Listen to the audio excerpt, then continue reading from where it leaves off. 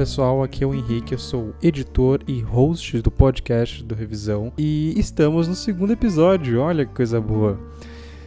Não sei se vocês lembram, mas nos episódios passados eu falei que esses primeiros episódios do podcast seria focado em literatura e basicamente sobre os livros da FUVEST. Iremos criar um debate, entender mais sobre o livro. A gente ainda está pensando em quadros para o podcast. Se você tiver alguma ideia, quer contribuir, entre no nosso grupo do Facebook. Eu vou deixar o link na descrição do podcast, lá na página do blog. O debate vai ser feito com a participação do Rolando Vezzoni, que é apresentador do Revisão no YouTube, da Tatiane Leite, do canal Vai Ler um Livro, e da Clarice Mello, editora de livros. O debate foi feito originalmente no YouTube, mas o debate ficou tão legal, teve tanto material bom, que a gente teve que jogar fora por causa do tempo do vídeo, que decidimos pegar esse quadro e transformar em podcast. E o livro de hoje é A Cidade e as Serras, que é a última obra do Eça de Queiroz, que foi publicada em 1901, após a sua morte. Coube então ao amigo e escritor Ramalho Ortigão decifrar seus manuscritos, revisar e emendar alguns trechos. Escrita com base no conto Civilização, de 1892,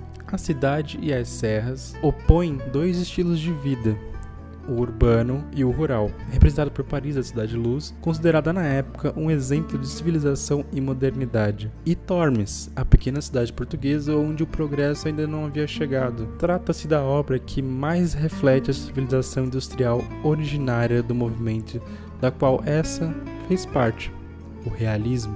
Assim, a obra serve de pretexto para criticar os efeitos que a Revolução Industrial e a urbanização acelerada havia processado nas sociedades durante o século XIX. A obra não leva a uma reflexão a respeito do progresso dos tempos modernos e da suposta precariedade da vida em meio à natureza. Bom, pessoal, eu espero que vocês curtam esse debate e quando terminar eu volto para dar alguns recadinhos, beleza? É isso aí, galera, valeu!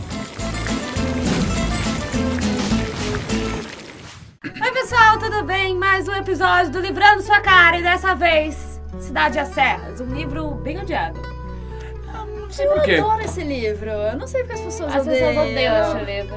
Não é, de todos os livros clássicos, o livro mais tranquilo de ler em relação à linguagem da obra. Mas é o mais independente. Tem muita churumela, né? Mais independente em que sentido? Do movimento. Ele não é um livro realista per se. Isso é uma pessoa. Isso é verdade. Eu acho que é um livro um pouco mais livre do movimento. Porque Mas isso é verdade. Muita gente comenta, inclusive, que teria aspectos expressionistas e impressionistas, a maneira como ele descreve Portugal, como é que tem ele muito humor, ironia, umas coisas assim. Tem, não é aquela acidez. Não é aquela acidez do realista, tá ligado? Eu acho que tudo nele me parece um pouco mais tirado do sarro, assim. É uma coisa um pouco mais teatral, assim, por assim dizer. Tudo um pouco mais exagerado. O Bruno Basílio é um livro sério, tá ligado? Tipo, o personagem é sério. Você não tira muito, não acha engraçado. No máximo você pode até chamar umas ironias bizarras, assim. Mas eu acho que é mais pra acidez do que pra sátira. É que eu acho que o Jacinto, tem parte desse humor dele que é um pouco, assim, ele é quase que um personagem, digamos assim, levado ao exagero, né? Sim. Então ele tem aquela filosofia positivista dele, né? Assuma a ciência, mas assuma a potência igual assuma a felicidade. Então é aquele cara que vai pra França, no começo, que cria esse mundo idílico e acha que a tecnologia e o saber científico, que é uma coisa extremamente positivista, vão levá-lo à felicidade. E aí, de repente, quando o Zé reencontra ele, é um cara que tá morrendo de tédio, que tá tendo um caso super carnal com aquela prostituta, a Madame não sei o que lá, bizarro. É um cara... Enfim, ele tem uma coisa quase que infantilizada, né? Com aquele criado dele que toda hora aparece e fica falando... Ai, Vamos chamar de Alfred. De Alfred. Eu esqueço o nome do cara que fala assim, ele tá sofrendo de fartura. Ele tá entediado. É que ele é um bebezão, né? É um príncipe bebezão. De uma certa forma não deixa de ser, até porque a tecnologia... E assim, uma coisa que eu acho também muito engraçada é que a casa que ele montou cheia daqueles livros pra, enfim, levá-lo à felicidade, você tem uma tecnologia que não funciona direito o tempo inteiro, da história do peixe. Livros que ele não lê todos. Os livros que ele não lê todos e os que ele lê, que ele fica entediado. Sim, que é um então, puta assim, e toda a história também de que toda a tecnologia, ele fala, pra que serve isso? Pra nada. Eu acho que é um bom contraponto. Ele é um personagem que mostra muito, sei lá, Belle Époque, sabe? Acho que é um contraponto ótimo, que é aquela coisa assim, beleza, vocês estão criando aí umas paradas, tá interessante isso aí. Então. Mas... Então, ele é exatamente isso. Entendeu? Ele é esse cientificismo levado ao absurdo, levado, digamos assim, a uma máxima, ao ponto de construir toda uma casa cheia de aparelhagem sobre isso, que no limite não funciona. Então, exato, mas aí por isso que eu também acho... E que não traz a felicidade dele. Que essa, pra mim, é a parte do realismo. Entendeu? Essa parte do realismo, por quê? Porque quando você pega, por exemplo, Quincas Borba, do Machado, que o Quincas tem o Humanitetas. Que é maravilhoso, que é toda uma teoria contra o darwinismo, é uma sátira ao darwinismo e ao positivismo, né? Que é aquela coisa de tipo, o vencedor as batatas. Então, no darwinismo, né? O vencedor é o que vai sobreviver a essa luta aí. Só que é uma sátira também à coisa científica, é uma sátira às teorias todas, é uma sátira à tecnologia, é uma sátira a todos esses cientistas da humanidade que ficam ali querendo estudar o ponto. Ele traz tudo isso pra fazenda e melhora a vida das pessoas da fazenda. Então, é isso que eu ia falar. Eu acho que o negócio é o seguinte, você tem na Cidade das Serras 2 teses, digamos assim, que cada personagem e cada cidade e as serras vão simbolizar, né? Uma que é a romantização do campo. Sim. Então o Zé também tem uma mega romantização do campo. Sendo quase Árcade, quase pastoril, exatamente. Sim, pastoril. Mas que é um campo que tem problemas com classe trabalhadora, que tem miséria, que tem pobreza. E você tem a questão do positivismo, cientificismo, ou dessa suma ciência mais suma potência, que é igual a suma felicidade, do Jacinto. E eu acho que o negócio da Cidade das Serras, e a gente se antecipando um pouco, é que o que o Essa propõe, na verdade, é que as duas falham. Sim. A do Jacinto já começa no erro. Ela já começa... Ele já bota de cara a cidade, e no caso Paris, que é realmente essa coisa meio Belle Époque, meio século XIX, início do século XX, e que você tem esse cara que tem essa casa que não funciona, ele tá entediado, não sei o quê. E aí você tem as serras portuguesas também, né? E que também Portugal, de uma certa maneira, é posto de uma maneira idílica. Só que nenhum dos dois funciona no limite, porque o Jacinto tá entediado, volta para Portugal. Mas quando ele chega lá, embora a princípio ele queira mudar a fazenda para uma questão de lucro, pelo menos me parece, no final de contas existe uma tecnologia que é positiva. Existe uma coisa de querer, na verdade, unido às tradições. E aí é o caso lá do telefone, que é quando o Zé deixa instalar o telefone na fazenda. E ele faz outras melhores, depois que ele se casa, depois também que ele se... e ele realmente vira o príncipe, né? Ele realmente vira quando ele fosse a ver, né, também, que tem a questão também de Portugal, né, de um personagem que tinha se afastado de Portugal, que estava vivendo aquela vida lá na França, aquela coisa meio afastado do país, e que depois reencontra Portugal, porque né? assim, o Essa, ele não é nem um cara reacionário ao ponto de dizer que a vida que tinha antes das tecnologias era a melhor vida do mundo, mas ele tampouco era jovem o suficiente para se iludir que a tecnologia ia deixar todo mundo feliz. Esse é o Essa do fim da vida. Sim. Então eu acho que você tem uma maturidade muito grande no olhar do que ele está representando ali, que é um mundo que avança, um mundo que não pode perder suas raízes. Então, por isso é um livro que todo mundo chama de um livro conservador, né? Mas é um mundo que não pode perder suas raízes, mas é um mundo também que não pode ser avesso a tudo que é avanço. Sim.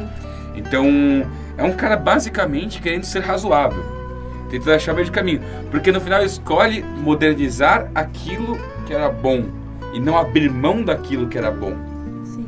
Talvez trazer junto com ele as serras, levar as serras para o futuro e não abrir mão das serras por um futuro. Porque Paris não era a cidade dele, né? Mas também é o uma meio cidade termo, né? estrangeira. Até pelo fato de que quando ele vai pro campo, ele não consegue levar tudo. Não tem que levar tudo. Esse aqui também é o ponto. Exatamente. Nem tudo é bom, nem tudo é ruim. Nem tudo é ruim. É o meio termo. E é um Essa mais velho, né? É um Essa realmente que já entendeu. Só que tem uma crítica ali realista, que é, por exemplo, a mesma crítica que eu vejo em Memórias Póstumas, que é um livro muito anterior, de 81, né? Que é aquela coisa de tipo, olha que ele bota os personagens muito caricatos, né? Naqueles jantares que ele dá na casa dele, e que tem todos aqueles personagens que é um pior que o outro. Então, assim, olha que burguesia escrota. Olha que como eles não sabem que eles não têm reclamação, as reclamações são hediondas, são tipo, what que você tá falando, né? Vale lembrar que o Jacinto, ele é um dandy. Dandy é os montes do dandy do Baudelaire. Sim. O cara que anda lá pela cidade, a primeira grande cidade, a primeira metrópole, que é Paris. Ou seja, aquilo era um bagulho muito alienígena. A gente tá falando da primeira grande cidade, é um bagulho de outro planeta. Tipo, você pegar e andar e ver 1 milhão de pessoas que você não conhece. Tipo, a sensibilidade que o Jacinto é exposto é uma sensibilidade completamente diferente da sensibilidade daquele cara que nasceu nas serras. Não é só o discurso dele que é diferente. Não é só uma questão cerebral. O jeito que o Jacinto aprendeu a olhar para o mundo é o jeito de alguém que foi hiperexposto a outras coisas. Mas ele nasceu em Portugal, não foi em Paris. Eu não sei se ele nasceu em Paris. Não, ele nasceu em Portugal. Não, ele é português. É português, mas ele foi tipo super cedo para a França. É uma coisa você pegar e botar um Chico Bento no meio do centro de São Paulo e deixar o cara se orientar lá. Tipo, o cara vira outra pessoa. Tem toda a teoria também, né? Quando ele sobe no morro e mostra Paris, né? Que ele fica falando, olha isso daqui, olha essa cidade. É a cidade que é o lance. Eu acho que essa relação dele também faz parte da compreensão.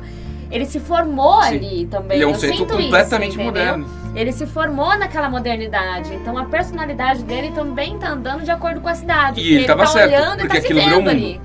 E ele tá certo, porque aquilo virou o mundo. Exato. O mundo é aquilo. Ou pelo menos o que a gente entende como civilização. A civilização se tornou aquilo. Civilizatório, né? Sim. Até porque, mano, você pega, sei lá, morreu em 1901. Em 1960, você tem, sei lá, um seriado como Jetsons, continua sendo o futuro uma cidade, super cidade. Tá ligado? Tipo, muito tempo depois as pessoas continuaram com essa convicção. Sim. Fala a galera que, tipo, acha que, tipo, a vida na natureza era muito melhor. As coisas, tipo, a maior parte das vivências do mundo moderno, como a gente entende, acontece em cidade. Então, mas eu acho que isso é uma coisa importante, porque também a gente entra no negócio de falar que a cidade é serras é só uma crítica da cidade, ou do positivismo, ou da civilização moderna. Ele não era um hippie. Mas, na verdade, você está tendo em contraposição dois modelos, e esses dois modelos, de uma certa forma, são postos em xeque. É claro que eu acho que ainda existe... O romance ainda pende um pouco, porque para além da questão das cidades e das serras, também tem a questão de Portugal. Identidade nacional. Existe um negócio um pouco de identidade nacional. Tanto é que no começo do romance, se não me engano, começa um pouco antes, no início dos 19, como é que um conheceu o outro, o caso da madrinha, não tinha uma coisa familiar, de uma quadrilha na família, de como ele se... Tem. Até quando ele vai apresentar, ele conta. Ele conta. E a grana que ele gasta é uma grana de família. É a grana das fazendas. E aí o Jacinto fica em Paris, o Zé vai, mas tem que voltar, né? Eles estudam juntos em Paris. Você, na verdade, tem dois modelos que vão ser postos em xeque. Porque eu acho que, às vezes, quando o pessoal vê a Cidade de Serras, eles acham que é só uma crítica à civilização. Não, Mas é coisa romanceada. Só que aí é isso que a gente tá falando, né? Pende, eu acho, pra um lado de Portugal, porque tem, eu acho que um subtexto, isso é exatamente nacionalista, mas de reencontro do Jacinto com Portugal. Até, inclusive, quando ele casa com a prima do Zé e decide ficar lá. De uma certa forma, ele tá se reconciliando com Portugal e não volta mais pra cá. Sim. É que ele não é um cara anti-urbano, né? O Thoreau, ele, tipo, era um cara que você lê o texto dele e você sabe que ele odeia a civilização. Ele tem raiva, eu acho absurdo ele ter que pagar imposto pra ficar num pico, tá ligado? Ou essa não. Tipo, ele só acha que você não tem que radicalizar. É isso que me parece, sabe? Não é uma postura completamente meio de caminho. Ele fala, vamos pegar as coisas boas, tem um monte de coisa boa. Só que, eu sou português. Eu não acho que eu tenho que desterrar o cidadão e botar ele em Paris pra ele viver a modernidade. Eu acho também que tem uma coisa de trazer a modernidade pro seu país. Sim, mas tanto é que quando ele chega no campo e que nada dele vai pra lá, estão faltando coisas muito simples pra ele. Até, sei lá, lençol de cama tá faltando, exato, né? Então ele tem que pedir, inclusive, pra levarem pra ele, porque ele tá sem nada. A precariedade não é estética. Exatamente, a precariedade não é...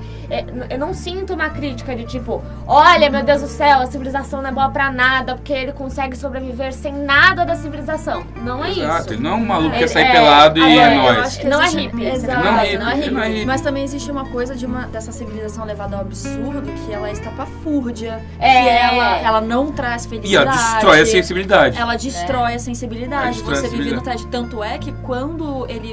Depois que o Jacinto volta pra Portugal, acho que também, de novo, o mordomo deles, o Alfred lá, cujo nome não sabemos nomear, ele fala, né, o mestre brotou. A questão é, você tem um lugar, que era a cidade, que ele não tinha poder de transformar nada. Ele, em Paris, também não tinha poder de transformar nada. Um cara que era escritor realista como essa de Queiroz, ele não poderia se satisfazer com um personagem que realmente não quer mudar o mundo, em nenhum aspecto. Ou então que o personagem, aquilo que ele representa, não mude o mundo de alguma forma. Ele era um cara que tinha críticas ao jeito que as coisas eram. Acho estranho ele deixar o personagem com uma vida tão banal assim, só pra falar da banalidade da vida dele.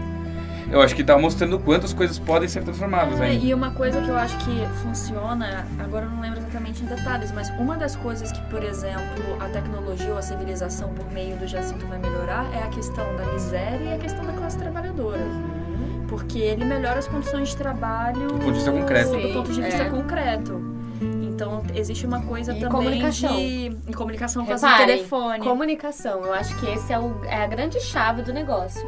O que eu sinto de tudo é que a partir do Jacinto, a tecnologia ela só serve para uma coisa, para fazer com que as pessoas se comuniquem bem e que aí a mensagem seja muito clara. E isso até na hora do trabalho, na hora da miséria e tal. O telefone. O telefone em si, pra mim, é o grande lance. Porque vamos nos comunicar. E é só com a tecnologia, e é só com a chegada dele na serra que isso começa a acontecer. Tem uma coisa que eu tava brisando agora. Eu tenho a impressão que a tecnologia, até ele voltar pra Portugal, o uso dela era luxo.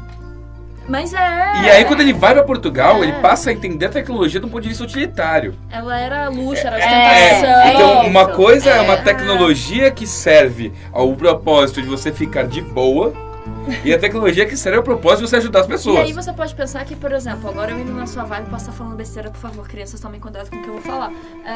Mas, por exemplo, toda a filosofia dele era pra chegar na suma felicidade, que não deixa de ser uma ideologia individualizada. Não, do indivíduo, sim, né? sim. Da perspectiva do indivíduo.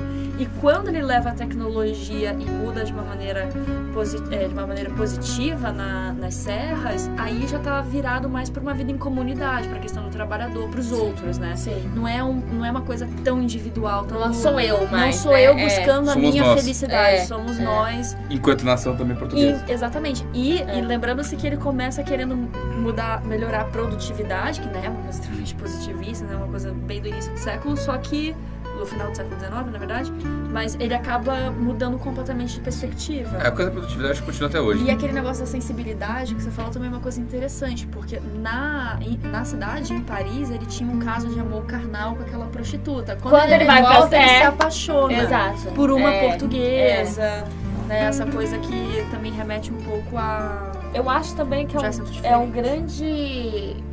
É mais uma crítica, né, com toda essa questão do naturalismo, por exemplo. Né, porque ele contesta diversas teorias científicas nessa obra, diferente, por exemplo, de uma obra naturalista, se você for pegar o Curtiço, que, muito pelo contrário, enfatiza teorias científicas, enfatiza o positivismo, enfatiza o relativismo, enfatiza o darwinismo. No Cidade às Serras, eu sinto que é toda uma questão assim... Isso aqui pode ser bom.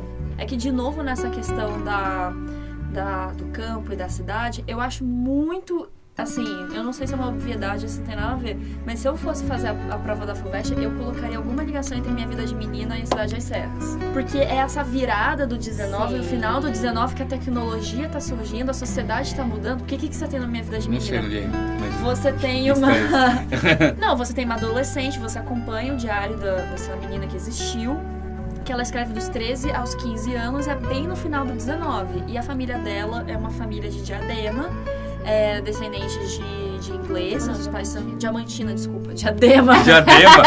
Nossa, eu pensei, caralho! Não, então é aquela descendente da galera de Guarulhos também, né? Tô aqui bem aberto. Enfim, mas é uma menina. Um abraço, pessoal de Diadema. Mas é uma menina que é descendente de ingleses, que é de Diamantina. E aí, o que acontece? Você começa a ver... Primeiro que o campo é posto de uma maneira... Claro, uma adolescente, uma menina. Mas ele é posto de uma maneira... Não é exatamente idílica, mas, digamos assim, pela perspectiva de uma adolescente, mas... Assim, é como se a Emília do Pica-Pau Amarelo fosse escrever um diário, tá ligado? Exato. É uma coisa bem... Então, ela não pode ser adolescente. Adolescente na fazenda tá de saco cheio que é pra cidade, Não, né? no final do século XIX, não era exatamente isso que nem adolescente de hoje em dia que joga videogame e, né, fica falando Mas bosta. eu acho também que tem uma coisa... Desculpa, adolescente. Eu acho que tem uma coisa importante, Eles que é sabem que toda a são bosta. questão de que, enquanto o pai dela tá meio que falindo, né, porque assim, não falindo, mas ele não tem dinheiro.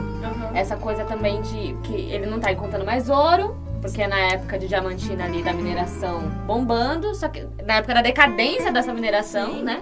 E aí ela vai estar falando, as pessoas aqui da minha família tentam fazer negócio, mas nunca dá certo. Sim. Então também eu acho que dá pra fazer um contraponto com a Cidade das Serras nessa questão de o uso da tecnologia. Então, exatamente. O uso da... Entendeu? Eu acho que o que aparece na Vida de Menina, que começa e na Cidade das Serras se posto de uma maneira, né, dessa dicotomia super forte, é justamente esse início de século que traz uma série de novidades. Essas novidades são, por exemplo, no caso de Minha Vida de Menina, a abolição da escravidão.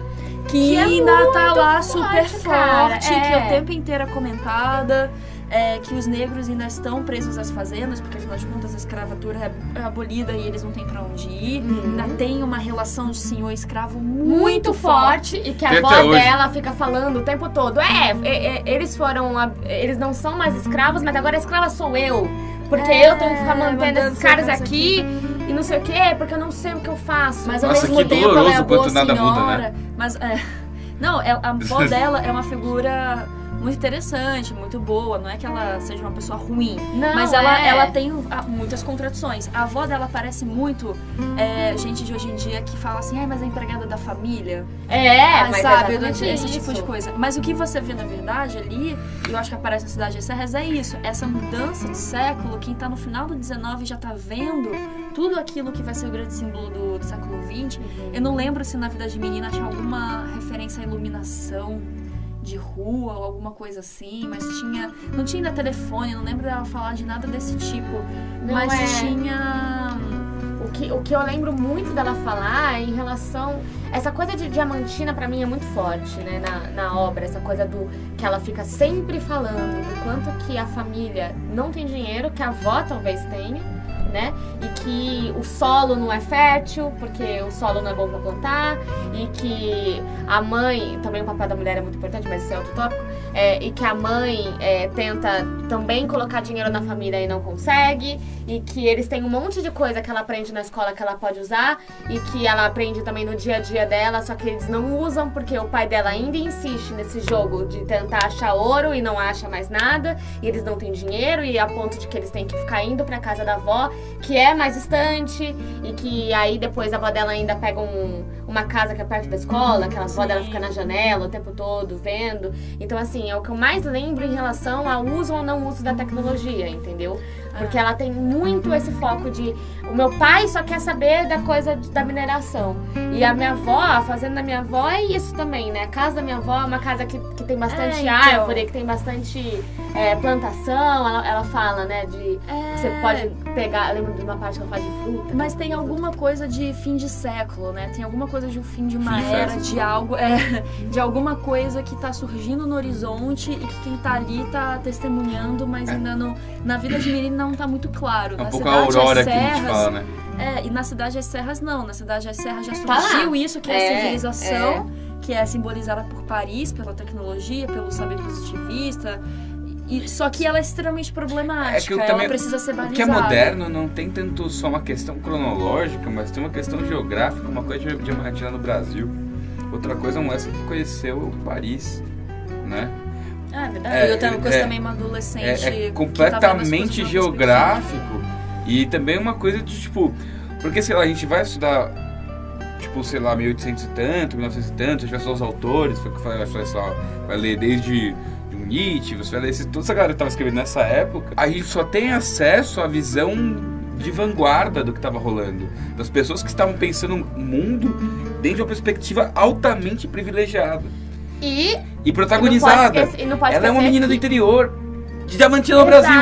Então, tipo, é um olhar muito diferente. Ela é brasileira e o Essa é o europeu. Então não pode esquecer disso. E também, e o óbvio, ela é uma menina e ele é um cara, um autor maduro, é um diário. Não é nem uma ficção, mas assim, há áreas de...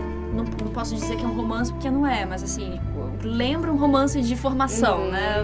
Porque você tá vendo essa criança crescer. Talvez seja, né? E o do que não é romance, então não é ficção, então mas não pode ser romance, um mas é de formação. Sabe uma coisa que a gente pode, com toda essa coisa que você colocou, Clá?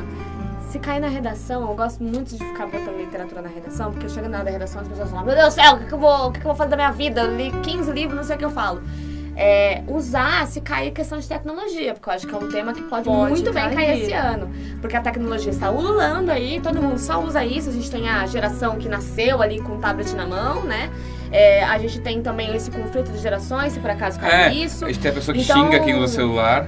Assim como tem as pessoas que xingavam, sei lá, que usavam fucking telegraph. Exato, então assim, dá pra fazer um contraponto muito grande. Tanto usando Cidade e as Serras, porque, né, isso muito óbvio, né, porque o uso da tecnologia é o ponto principal da obra, como também pode usar Minha Vida de Menina, que tem essa coisa de não ter tecnologia herói. Que eu acho que pode ser balela, assim, mas pensando que você tem esses livros, que muitos deles do final do XIX e ciclo do século XX, e parece que tem todo um movimento que vai terminar ali talvez no Pepetela e tal, mas você não percebe que tem uma coisa meio de utopias que permanecem em alguns desses livros? Sim, porque as utopias vão morrer um pouco mais pra frente, né? Não, mas é isso que eu tô falando, né? Tipo, a Cidade das Serras é a utopia da civilização do positivismo. No Pepetela, ele já problematiza a utopia de uma nova nação. No Iracema tem essa coisa do nacionalismo. Parece que coisas que... certos ideais ou projetos que aparecem e ao contrapondo você tem, sei lá, um Drummond, o próprio Pepetela, que não são todos, até porque eu não lembro da lista toda agora, mas se você pega a Cidade das Serras, se você pega a Minha Vida de Menina, se você pega o Claro Enigma, se você pega o Mayombe, e até de uma certa forma a Iracema, parece que fala-se muito de coisas que estão em construção, nações, saberes, ideologias, e aí cada um à sua maneira, independentemente do ofício da escrita ou da literatura ser naturalmente utópico ou não. Mas eu acho que, de um ponto de vista, digamos assim, político-histórico, sócio-histórico, tem uma coisa de movimentos e momentos históricos políticos que você tem momentos de mudança. Sim. E eu fico pensando nisso porque, por exemplo, o que vai fazer 100 anos agora? Que com certeza vai ser uma questão de FUVEST. Revolução Russa. É verdade. Ah, sim. Revolução Russa. Você quer um exemplo maior de um grupo político que está construindo um projeto e que você vai ter consequências históricas todas. Isso, por exemplo, claro, cada um à sua maneira, a sua particularidade, de maneira alguma dizendo que eles são iguais. Mas me remete um pouco, por exemplo, ao Pepetela. Você falou utopia. Eu fiquei tentando lembrar quando foi a primeira vez que eu vi essa palavra sendo usada, né? Eu acho que foi no Tomás Moros, né? No Tomás Moros, no A Utopia mesmo, que é um negócio que é mais ou menos 1500 e pouquinho, se não me engano, 1490, parada assim, começo da Idade Moderna, começo mesmo. E se você pegar, quanto mais antigo é o livro, desses da FUVEST, mais consistente é a procura de uma utopia, e quanto mais recente é o livro, mais relativizada e complexificada. Você pega no Pepetela, a utopia, ela tá lá, mas ela já tá posta dentro de uma complexidade estrutural muito maior. O Drummond é o cara ele é a que desconstrução absoluta de tudo. Tipo, isso aqui não funcionou. E aí você tem, por exemplo... Mas ele também teve uma fase... Não, com certeza. Isso aqui é o ponto. Eles fizeram talvez a mesma curva que a história estava fazendo. E eu não tô dizendo que também os romances mais tardios sejam pessimistas. No vídeo do Mayombe eu até falei que eu não achava que era completamente pessimista, que tinha alguns personagens que apontavam para um futuro. A Cidade das Serras. A Cidade das Serras tá mostrando um caminho de conciliação. Mas o que eu tô dizendo é que eu acho que muitos desses romances têm uma nova nação, um novo saber, a vinda de um novo século. Existem muitas transformações que estão acontecendo em muitos desses romances. E aí, pensando que você tem a Revolução Russa também, que está fazendo 100 anos, e você tem essa questão, eu acho que pode ser algo que pode aparecer na FUVEST de alguma maneira. Sim. Talvez não de uma maneira tão forte, mas... Não, mas eu acho que isso também tem a ver até com a escolha dos títulos. Então, né? porque eles têm se você for pegar, todos eles têm um ponto em comum. Né? Assim, tem um ar, tem um caminho, entendeu? Eu acho que assim, que não são livros comuns da trajetória dos autores. Eles pegam o primeiro livro, um livro muito seminal, ou eles pegam um livro muito tardio. Você pega o Sagarana, é a primeira grande publicação do Guimarães. O Enigma é o último. É um dos últimos, mas tipo assim. Inclusive comenta o retorno no começo, né? No próprio Enigma. Você pega o Mayombe, poxa, ele escreveu quando ele tava na guerrilha ainda, foi um dos primeiros livros também dele, do Petela. O Essa é o último livro do Essa. Tipo, é uma obra póstuma, tá ligado? Então eu acho que tem um pouco isso também de uns olhares mais variados. Não é tipo aquela coisa de pegar simplesmente a obra-prima da pessoa e colocar lá. Brás Cubas, ele tem um pouco esse tema também. É um tema de fim de vida.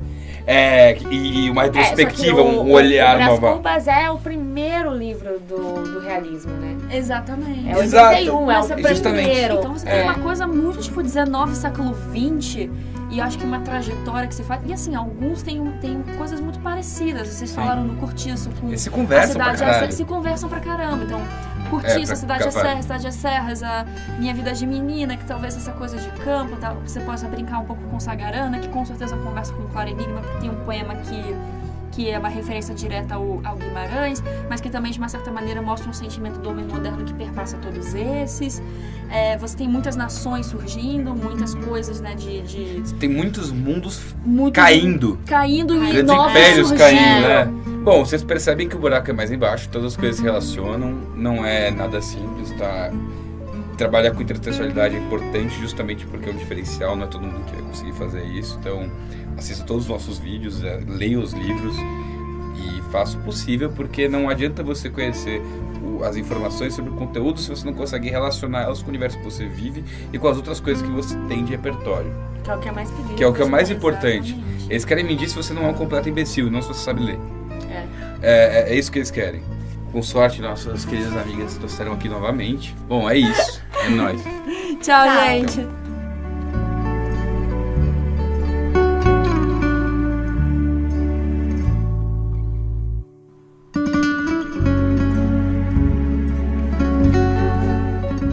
Infelizmente o bate-papo acabou. Quer mais? Entra no nosso canal no YouTube, que é youtube.com/revisão. Se inscreve, dá joinha também lá, comenta. Não esquece de seguir também o nosso feed do podcast no seu agregador favorito. Se você não achar, não se preocupe. Você pode copiar o link do feed que ficará disponível no post do episódio na nossa página do blog. E é só copiar e adicionar ao agregador favorito. E assim você ajuda a revisão a ser compartilhada para mais pessoas e nós te ajudamos a mandar bem nas conversas, nas provas, né? E naquela prosa de bar, beleza? Gostaram do pessoal? Da Tati, do Rolando, da Clarice, de mim? Vocês podem nos seguir nas redes sociais. Vou deixar o link do perfil deles no post do Medium. Outra coisa, entre no nosso grupo do Facebook para bater um papo ou até indicar temas para a revisão. Vou deixar também o link do grupo lá no Medium. Para quem não sabe o que é Medium, é uma rede social focada em artigos. A nossa página do Medium irá funcionar como se fosse um blog do Revisão. O link é medium.com/canal Revisão. Não se esqueça de seguir a Revisão também no Twitter, no Instagram, no Facebook. Pode procurar nessas redes sociais como Canal Revisão, que a gente vai aparecer. Repetindo de novo, mais um recado. Por enquanto a gente vai lançar episódios novos a cada 15 dias, nas quarta-feiras. Então, uma quarta-feira sim, uma quarta-feira não. Você baixa, vai ouvindo na escola, vai na faculdade, no trabalho, seja lá onde você estiver. Mais uma coisa, galera. A gente está se esforçando para manter o canal e agora iremos nos esforçar ainda mais para manter o podcast. Então, pedimos a sua ajuda. Quem quiser e puder colaborar financeiramente com os projetos de revisão, é possível fazê-lo pelo nosso crowdfunding no apoia.se/canal Revisão. Contribuindo pela plataforma do Apoia-se, você estará ajudando a revisão como um todo. A contribuição pode parecer pequena, mas é de grande ajuda para manter toda a nossa estrutura. Vou deixar o link no post do Medium também. Então é isso, eu volto no próximo episódio e fiquem de olho. Valeu, tchau, tchau.